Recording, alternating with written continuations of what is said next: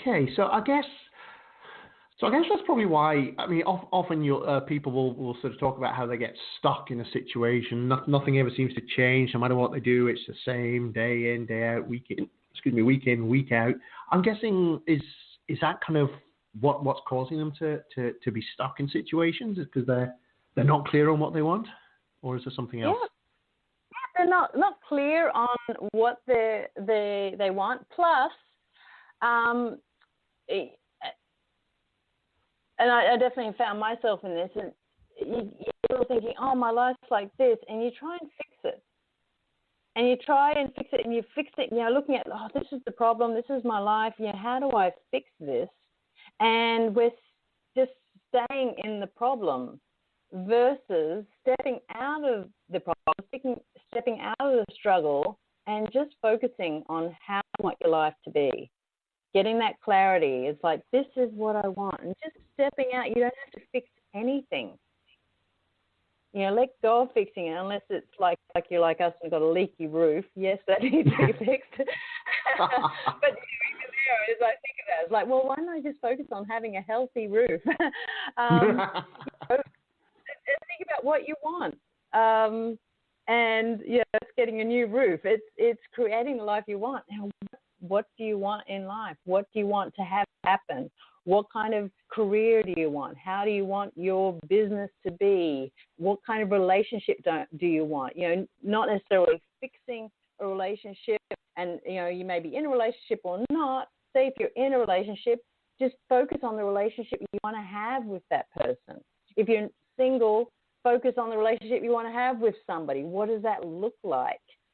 Rather than trying to solve your partner or trying to fix or making them change for you. You're thinking, how do you want it to be? And often, I've had some challenges with my husband, and I've just really resolved it in my mind. How do I want it to be, and how do I want to be in this? And and I haven't really had to have the difficult conversations because it's just morphed into what I want it to be. Beautiful.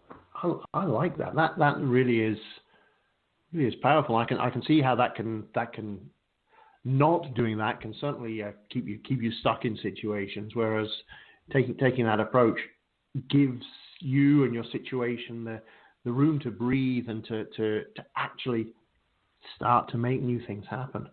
I like that. That's really cool. Nice. The thing about the path of least resistance, it's not about resisting something. It's about moving on and thinking, this is what I want, and moving in this path. Yeah. No, that's cool.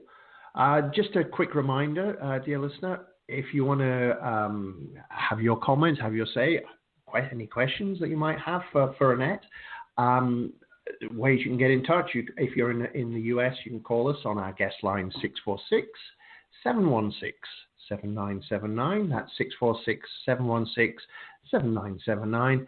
If you're not in the US, don't call that number because it will cost you an absolute fortune. Instead, go to facebook.com/The Confidence Alchemist.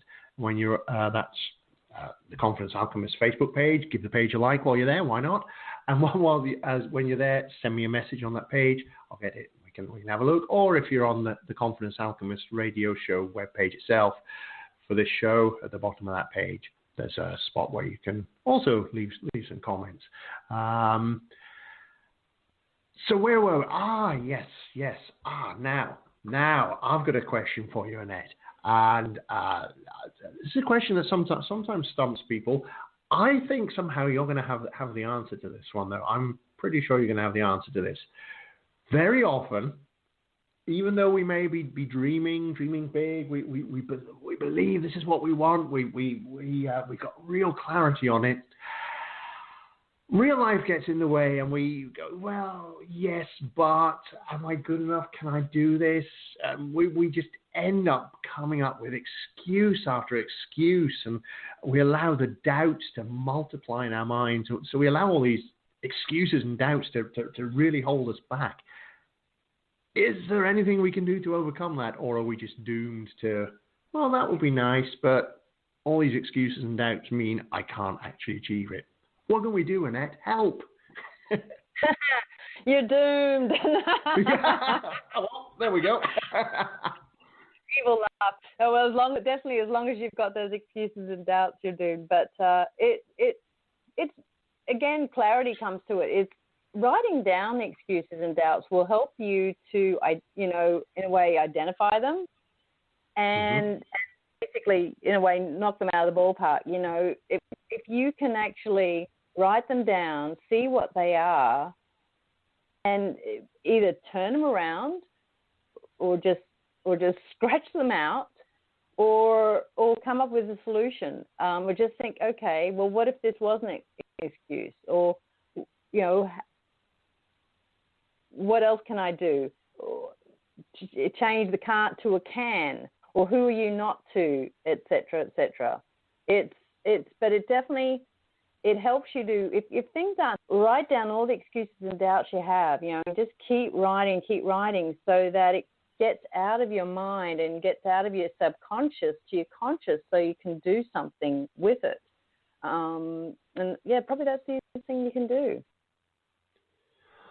Okay, I get it. So actually, rather than just mull over them in your head all the time, actually write them down, get them out there, get them on paper where their weaknesses can be exposed, and you can see them for the excuses they are, rather than the absolute certainty that means you can't do it. You can actually see, well, this is just an excuse, and there are actually ways I can get around it. And so by writing them down, I guess, would you say that by actually writing them down removes some of their power from them before you've even done anything else?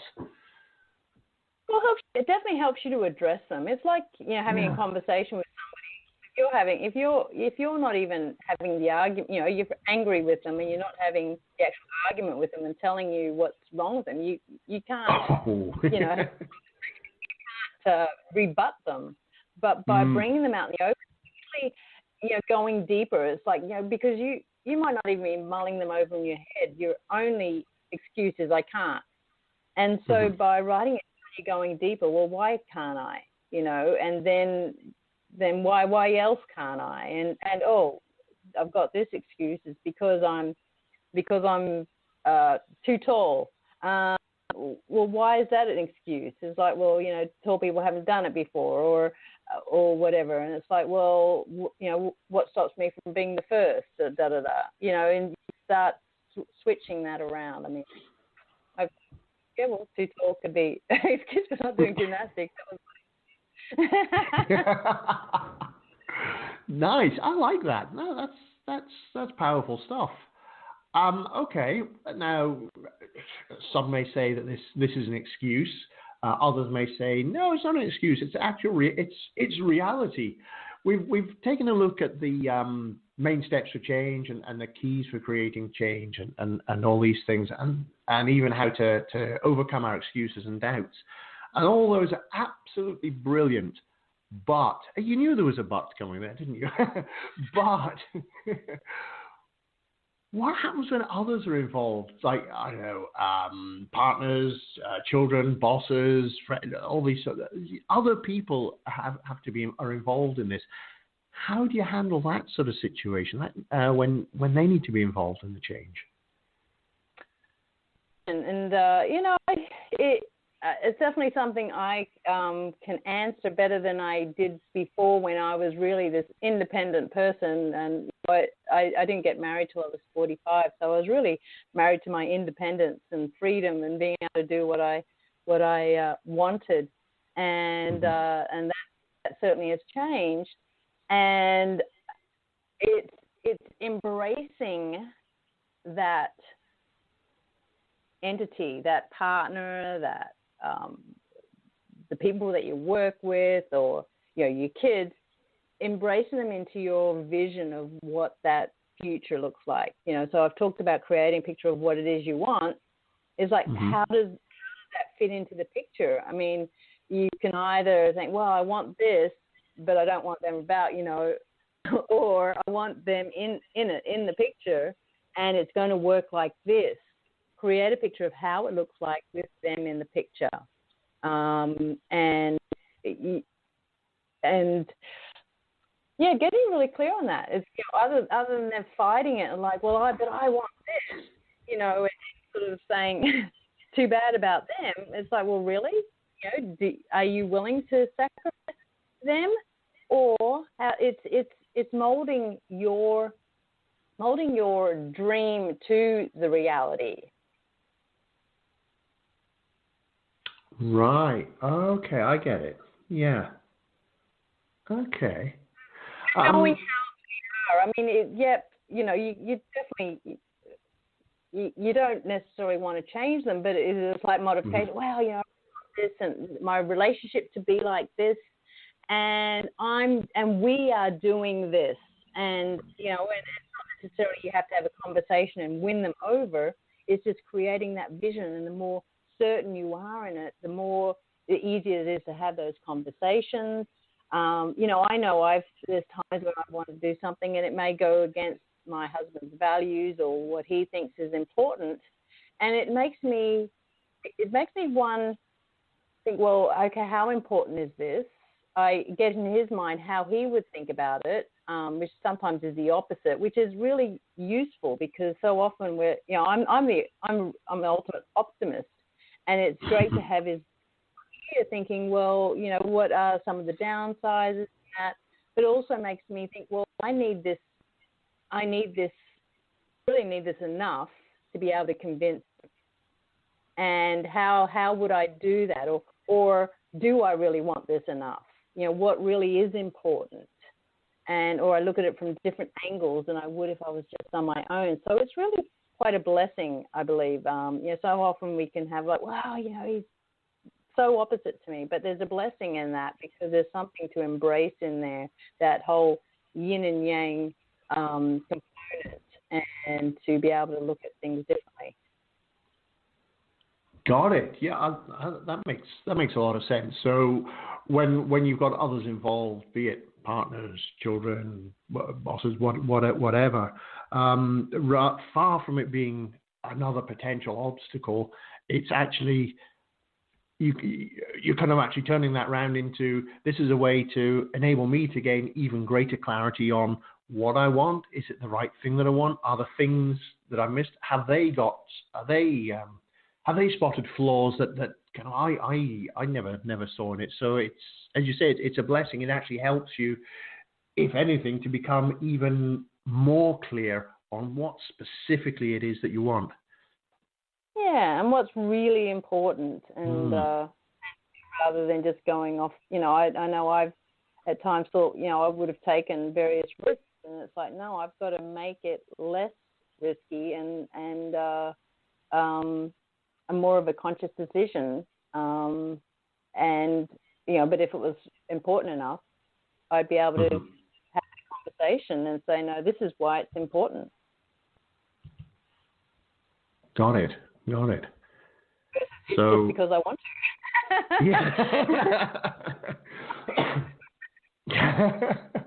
to. So I guess a key is talk, discuss, explore, find out what everybody's take on it is, find out what everyone's view and so on is, and see how best you can enroll them into your grander vision, whilst respecting and working within their own sets of values and visions and frameworks as well. Yeah, well put. Oh, thank you. Nice. Okay. A question for you, Annette. Do you ever feel that you don't have a choice in things? And if so, how do you deal with that?